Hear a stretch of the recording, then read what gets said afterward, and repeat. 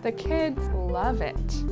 Bright colors, new furniture, lots of space.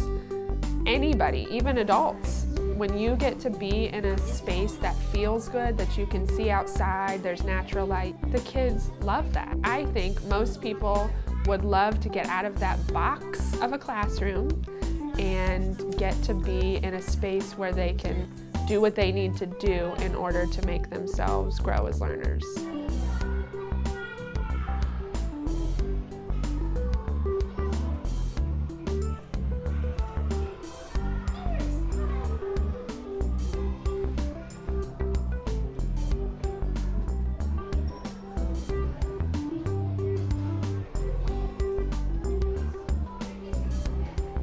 Tomorrow's world demands a whole different kind of learner and worker. When your great-grandma lived in a world where TV didn't exist, and now you're going to school and you're having the same schooling experience as your great-grandma, when you now live in a world where not only does TV exist, you can watch it at any time, anywhere, pretty much on a device that you could carry in your pocket. Any information you want to know is at your fingertips. We're in this new building really thinking about what it means to educate a person who's going to grow up in the 21st century in a global society, which is a very different way of teaching and learning than we've had for the past 100 years. Teachers do not hold all the knowledge anymore. We are the facilitators. As you move through life, self-regulation and goal setting is the #1 skill you need. You can always go back and relearn who was the president in 1864, but if you don't know how to set your own goals and pace yourself and understand how to keep yourself on track, then you're sunk.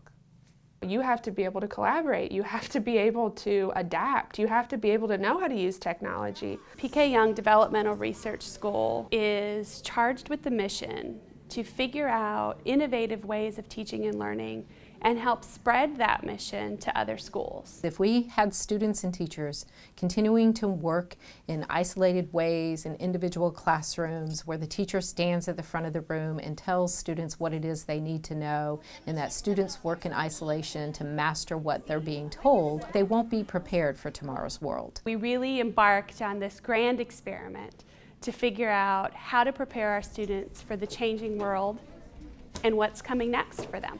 We needed to think about the ways in which space is organized so that it can support the flexibility that needs to happen around teaching and learning, to support the flexibility in the ways in which we group students. Okay, so you say you're in 4th grade or 5th grade. When else in the whole wide world, when you're an adult that your age, because you are 40 years old, that means you can only do this. And when you turn 41, then you're allowed to do this. That doesn't make sense in the real world. So a small learning community is a way in which we have combined 2 traditional grade levels into one small learning community. And we're better able to differentiate instruction for kids based on their needs in a larger range of ages.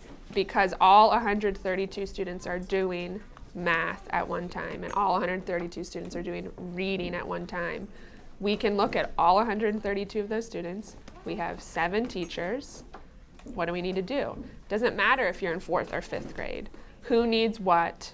And let's create differentiated groups in order to do that. It really depends on what the students' needs are, is how we respond to that, and we're better able to be flexible about it because we don't just have 4 walls with 1 teacher and 22 students. We've been able to put them into groups based on specific skills, not just, oh, they're having a hard time comprehending a text, but which text? You know, we can make a poetry group, we can make a nonfiction group, we can make a fiction group, and it's okay if only 3 students are in that group because we have so many different places to break the students into. So what you'll see in a lot of instances in learning communities is kids spread out all over the community, kids working autonomously. The clear expectations on how to be a self-regulated learner. I'm going to teach you this, but now you have a space that you can go out and choose where you need to sit because you need to decide what fits you as a learner. Go sit there and go do it. You can see from being in this space that We have large open spaces for students to be able to gather, have large group gatherings. But when the student needs this quiet space or we need to work with a small group, you'll notice that we have rooms that allow for that as well. There's just been this whole misconception that we are an open concept school with no walls, where there couldn't be anything further from the truth. There are a lot of walls. There are walls, but the walls are transparent.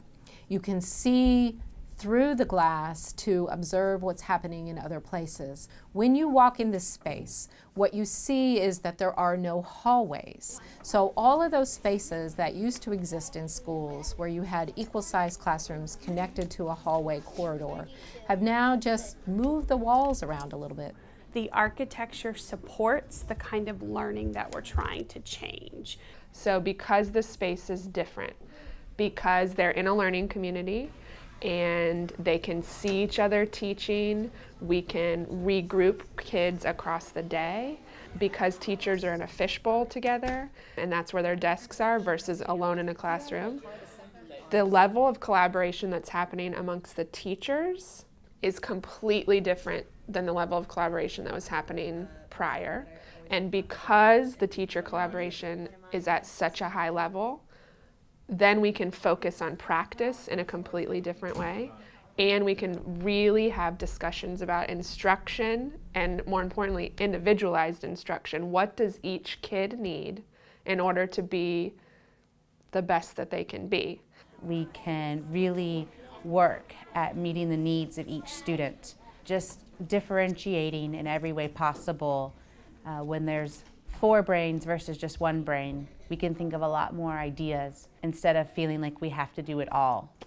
The biggest part for teachers is that we see each other. So there's a lot more communication that is involved. It's affected my teaching just astronomically. We can just see what everybody's doing and we can ask questions. The different ways that we all do things become a communal pool of knowledge. It's such an enriching experience to be able to really live in a space where the other teachers can influence my teaching. I can influence their teaching. We all have strengths, and we're able to give away a little bit of our strength to each other and gain from the strength of others. Teachers coaching teachers, kids coaching kids. You can see kids having more independence too, and I think that that's good for kids.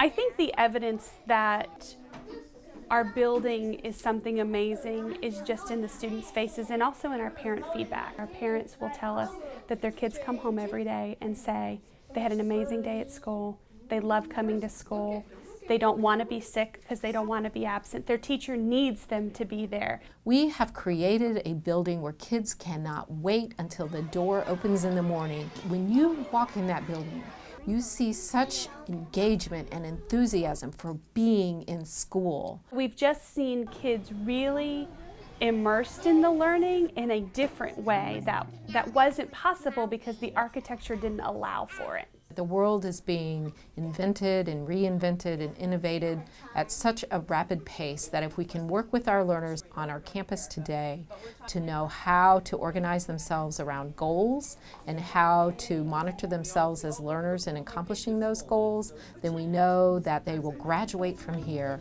better prepared to lead and to work in innovative and creative ways that can make a real contribution to the future of our world.